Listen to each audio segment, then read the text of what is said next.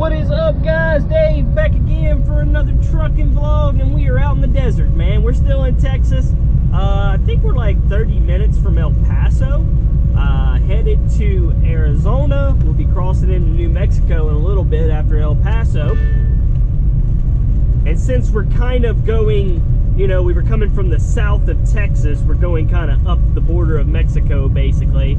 So we're going to be not that long in New Mexico before we get into Arizona, and then on to Glendale, which is, you know, basically right there by Phoenix. So yeah, I've been pretty excited on this run. It was a nice 1,046 miles, and it takes me through the desert. I don't know why, but I love the desert. I love the mountains. I love the desert. I love when you're in New Mexico and you see all the plateaus and stuff in the distance. I like how it's just very chill. It's just this, you know what I mean, for the most part, until you get to a city. Usually in New Mexico, you would go through Albuquerque, but since we're going to be south, we're going to be way south, since we're coming up from South Texas. So we won't really be going through any major cities in New Mexico, I don't believe. And then we're going to be going through Tucson, Arizona, and then up to the Phoenix, Glendale area. So that's kind of our run here. It looks like it's a furniture store when I looked it up where I was going. And it looks to have a lot of parking, a lot of, you know, warehouse, trailer parking spots and everything. So it looks like that's going to be pretty chill, delivering there. And I'm excited to see where I go after here. I don't know, do they send me back east, you know, to Texas? Or do they send me west to California? Do they send me to Utah? You know, I would love to go, like, just to some states that I haven't been to. You know what I mean? Most notably, like, I would love to see Utah if they send me that way. I've never been to Wyoming, never been to Montana. They're probably not going to send me no big runs, though. Probably ain't going to go from freaking, you know, down here to Montana or something. I love it, man. I don't know. I just like the wide openness of it. I love the easy driving. Yeah, it gets pretty hot, but it gets cool at night and in the mornings, though. That's the thing about the desert. Like, where I live in Mississippi, it's like freaking, you know, nighttime is just like the daytime. It's hot as shit. You're sweating. It's ridiculous. But it's like when you come out here to the desert, you know, like, it gets cool. Like right now, it's 71 degrees outside, and when I roll the window down, it's freaking chilly, dude. Like, I haven't had my AC on for like the last couple hours. You know what I mean? It's like I don't need it. I will need it in a little bit because it's gonna get hot. But I just like I like how cool it gets at night and in the mornings and stuff. It's nice, and it's just different scenery, man. Finally, you know what I mean? I couldn't enjoy it as much before with my trainer because, you know, just doing the job when somebody else is sitting there next to you, and I don't know, I just couldn't enjoy it as much. Now, just being by myself, I enjoy anything, you know, like this better by myself, I feel. And with you guys tagging along in the GoPro, you know what I mean, guys? Look, sunrise, man. Yeah, I have been driving, guys, since 11 p.m. because I stopped yesterday at, like, what time did I stop? At like 1 p.m. and I was asleep at 3 p.m. So I was able to drive 10 hours from 1 o'clock would have been 11. So I left at like 11:30, I think. I woke up at about 11, left out about 11:30. And considering that, I only have 3.5 hours of drive time right now. It's 7:30 a.m. That means at 11 a.m. today, I cannot drive anymore. I'm done. And by that time, we're only going to have like 4 hours to freaking Glendale. Meaning, I'm going to have pretty much all day to just chill. I'm going to edit a bunch of videos for you guys. I'm going to maybe play some games, relax a little bit, because if I only got a 4-hour drive, this load doesn't have to be there until 8 a.m. So I don't have to get up until like freaking 2 in the morning, and that's getting there early, you know what I mean? So hell, if I'm stopping at 11 today, I'm gonna have most of the day just to relax and chill. All right, guys, so we are in El Paso right now. This is what El Paso looks like. Buffet right there, man. I wish I could pull off somewhere and eat some freaking tacos or something. Everywhere I go that's like freaking Texas or like any type of freaking Mexican influence, I want tacos, bro. I don't know why. I just feel like I'm in a place where, you know, you want to eat tacos. So are any of you guys from El Paso that can answer me a question? Do people from El Paso eat any old El Paso brand stuff, like the, you know, the tortillas or the taco seasoning, or is that like a non-El Paso thing? Because I know how it is, man. It might be called old El Paso, but you know, people from El Paso might stick their noses up to old El Paso, if that makes any sense, because it's not true Mexican flavor or something, you know what I mean? Like, because old El Paso definitely seems like that, like, Americanized ass taco tortillas and seasonings. Do you know what I mean? Like, it really does, because it tastes nothing like if you go get authentic, like, Mexican street tacos or something. Like, it doesn't taste anything like freaking the old El Paso brand stuff. So I don't know, just food for thought, man, literally. Somebody let me know, man. Where you at, Jose? We keep talking about Jose, man. Ever since he commented on my videos now. Or is that like, nah, bro, that's white people shit. You know what I mean? Like is that how it's viewed? Because let's be real here, guys. Like, Chinese and Japanese food that we eat here is Americanized. It is. It really freaking is. There's a lot of different crap that they eat over there in China that they don't put on our Chinese buffets. It's altered for an American taste, man. You ever been in a Chinese restaurant and you ever seen the workers sit down and eat? A lot of the times, it's way different shit than what you see on that buffet. It's like back in the day, man, like when I was younger, like a teenager, you know, I didn't like corn tortillas. I always wanted flour, and like I never had a freaking like Mexican style street taco, and all I knew was like old El Paso and stuff like that, because that's like what my mom made, you know what I mean? She always made it with the old El Paso stuff. That's what I thought tacos were. You know what I mean? Or like Taco Bell and stuff. And then of course, as I got like older, you know, I started going to different places to get like, you know, a little bit more authentic food. And I started trying like the actual Mexican street tacos and stuff, you know, with the corn tortillas and the cilantro and the lime and, you know, all of that, and onions, and I just freaking loved it, dude. I was like, oh my god, what was I eating my whole life?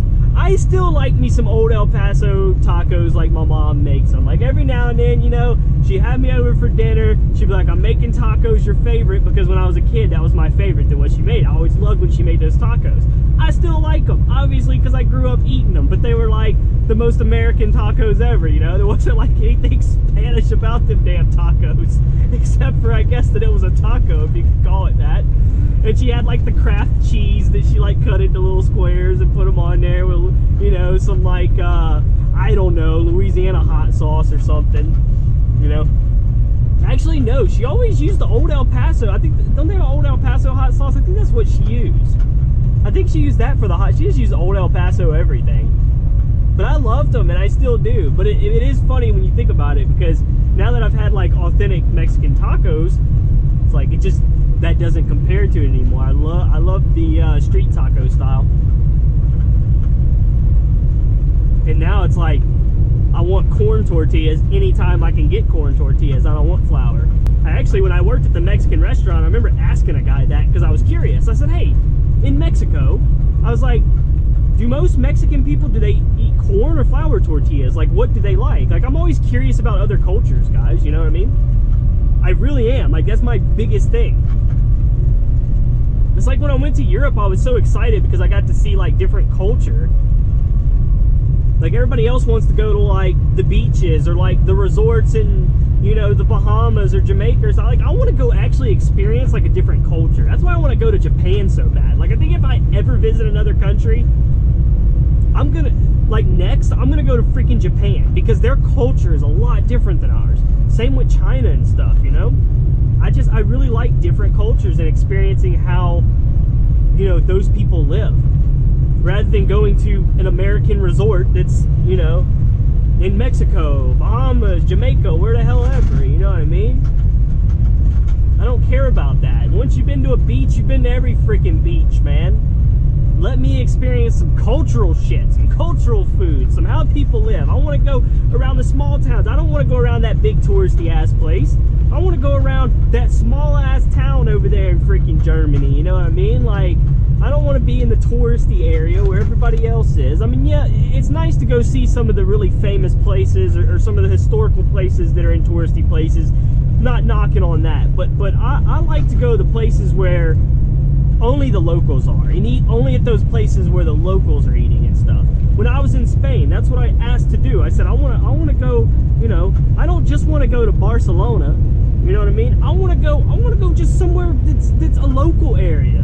I want to see how those people live. I want to meet those local people and talk to them. Although most of them all spoke Spanish in Spain, not many people spoke English over there, so except the touristy places, so it was hard to have a conversation, but you still got to get the feel of what, you know, life in Spain was at some of those smaller cities and towns and stuff that wasn't the big tourist areas. Anyways, I was going on all about all sorts of random shit here. What was I talking about again? I was talking about something important about Mexicans and oh yeah, I asked them if Mexicans ate more flour and corn tortillas, and this was a Mexican guy, and he said when he lived there, it was mostly flour. That's what he said, which I was kind of surprised, because I was like, man, I thought that most Mexican people ate corn tortillas. Maybe he lived in a place that I don't know. That's what I'm trying to learn, guys. I really don't know. I'm not assuming here. I'm just asking. So if whatever you guys think. So anybody that's watching my videos that is from Mexico, or has family there, or has lived there, or you're born there, whatever the hell the case is, what do you guys mostly eat? Corn or flour tortillas across the border? Because I don't know. I've never had a taco across the border. I know when I took my Uber driver in Mission, Texas, though, I asked her where the best tacos were, and she said, well, even though we're on the border, they ain't nothing like across the border. And I said, really? I said, the tacos are that different just from this part of Texas, the very southern tip of Texas, and then right across the border different? She said yes, which was surprising to me, because like most people there were Hispanic. So I would have thought that the tacos would have been about the same, unless the ingredients that you can get south of the border you can't get north of the border, or I don't know. Very interesting to me, guys. It really is. So I like to, I mean, I won't lie, I'm a bit ignorant on all that, you know, but that's why I try to learn, man. It's very interesting to me. So that was very shocking to me. I couldn't believe that the tacos would have been that much different just a short ways away across the border. So I would love to go across the border and try the tacos over there and see how different they are compared to the street tacos that I've been eating here, which are, you know, supposedly authentic from what I know, you know. I don't know. I guess the closest thing to authentic that we can get, I guess. And when I was in Europe, like I always tell people, I was like, my favorite food when I was over there was definitely German food. Like, Germany had the best food between Spain, Germany, and the Netherlands, which is the three countries that I was in the most. Germany had the best food, hands down. Like, the food was just very tasty, very similar to like American taste, I guess. Spain had good seafood, but me coming from a seafood area on the coast of Mississippi, around Florida and all that crap, New Orleans and stuff, you know, it wasn't anything that blew me away, because we have good seafood. So, but the German food was really, really good. And then I said the Netherlands had the nicest people out of the three, I thought.